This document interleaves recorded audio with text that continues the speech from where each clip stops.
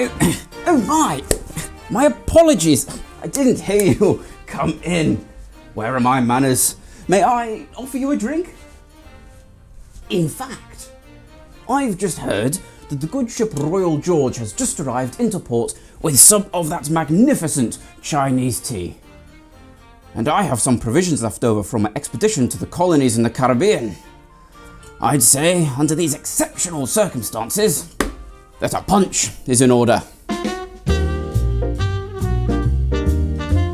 Long before the age of the cocktail and the American mixed drink, turns out the Brits might have done it first. Bargain. During the 17th and 18th century, Britain was very quickly becoming one of the few places on Earth where those in a more affluent financial sphere could afford to buy exotic goods from just about anywhere in the world thanks to the extensive trade networks of the empire. It's just good business. And there were very few ways to show off your influence and affluence to your guests by what you served them. Punch, a mixed drink the name of which is derived from a type of barrel, a puncheon, was invented by the British during the early to mid 17th century as a result of their interactions with Indians as a part of their work for the East India Company. Had a brush with the East India Trading Company, did we? Top historian David Wondrich hypothesises that when English sailors ran out of beer and wine, and it being borderline unimaginable to conceive of a boat full of English people with nothing to drink, where's the rum gone? Some bright spark aboard had the idea to make artificial wine with the spirits that they carried on board, taking those spirits back down to the proof of wine with water, adding some acidity with some lemon juice, and finding a way to add some sweetness back into the mix as well. Bringing back some arrack and other punch ingredients from the East Indies, it became very fashionable to visit the docks and enjoy a bowl of this brand new invention punch with the sailors aboard. Investors would visit the ship they'd financed with their friends and sit aboard enjoying this new communal beverage. As the 1600s marched on and war with France prevented the import of brandy, rum from the colonies in the East Indies became the new fashionable punch base. And mixing that rum with expensive tea instead of water, sugar, citrus, nutmeg, punch bowls became an accessory to show off to your guests, with a bowl of the liquid costing up to as much as half a week's living wage. So, I think it's time to mix up some punch as would have been had by the English upper class in the mid-17th century. Now, the approach to punch is a little different than what we might expect with a conventional cocktail. Wondrich puts it brilliantly here, where he says, "For me, making punch is like barbecuing. You don't need a recipe, it's a process. You might mix in a little splash of this, a little splash of that, but it's instinctual rather than scientific. We, however, are going to follow a loose recipe of sorts, and as it is just me in here, we are going to scale that back to a single serving, and you of course can scale that up as necessary. Now, it will be necessary to do some prep ahead of time.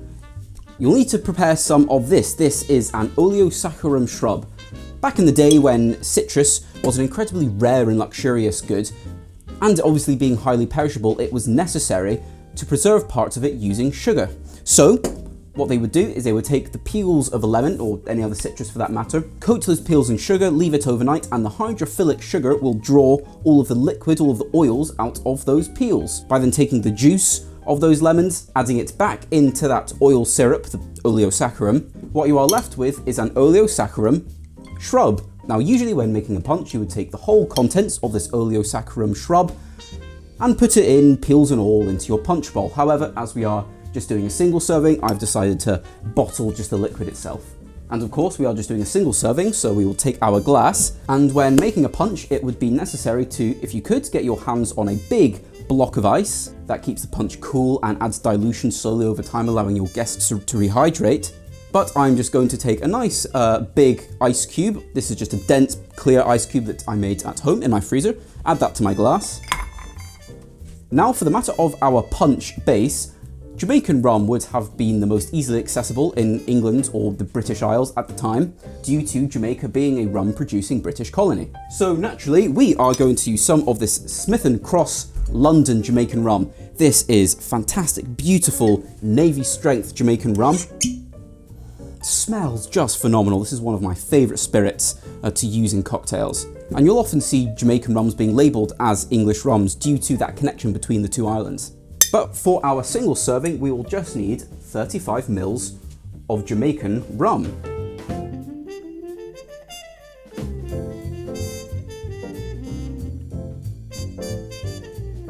And we will need 20 milliliters of our lemon oleosaccharum shrub. This is adding both our acidity and our sweetness. Next, you will need some black tea. Early in the punch making days, they may have used water, but by the time that we're looking at, they likely would have used black tea instead. So prepare some ahead of time to mix into your punch.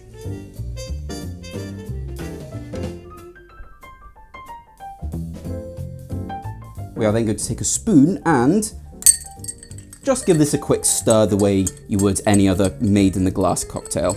I just want to get everything chilled and incorporated.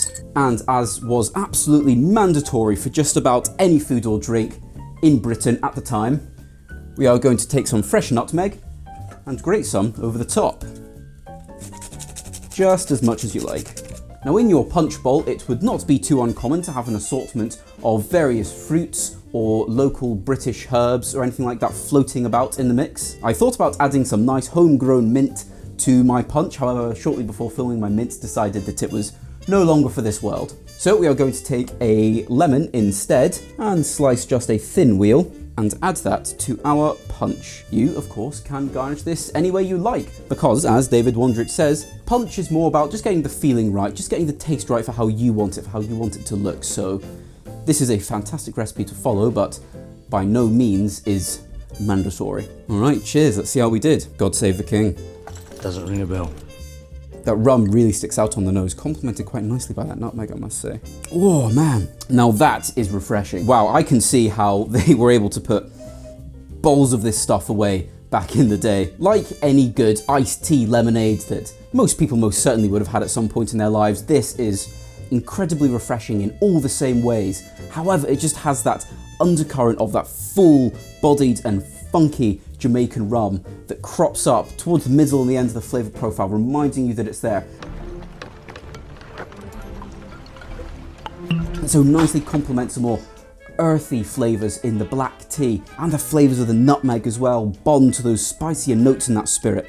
Jamaican rum is absolutely the right choice for this. It takes the drink from being an alcoholic iced tea lemonade to something really bold, a definitive cocktail. And I really do think this is a cocktail. It's got the strong component, the sweet component, the sour component. It's got additional flavouring with the dilution with the tea. It's got nutmeg to add a bit of complexity and a garnish. It is, I think, for all intents and purposes, a cocktail. And you can do this with any rum you can get your hands on, or you can swap it out for another spirit you like as well. Brandy would have been common, Batavia, Iraq.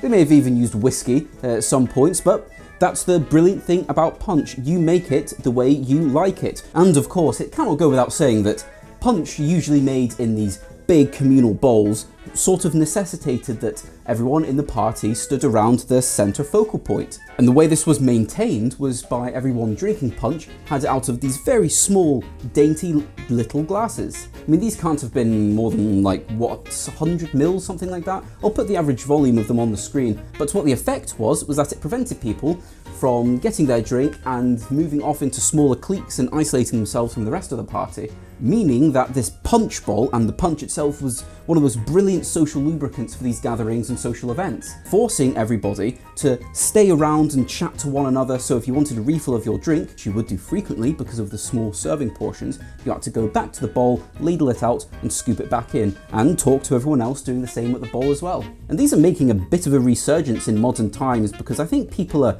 realising how much of a fantastic social lubricant these things are. All that being said, I just want to say thank you very much for watching. I hope you had as much fun watching this video as I had making it. I really enjoy making these videos. They are so much fun to research, to put together, to film, and I really hope that the enjoyment I get out of it comes across on camera and hopefully is reciprocated by you, the audience. So I greatly appreciate every single one of you that stops by and watches this thing all the way through, and I can't wait to see you in the next one. Cheers.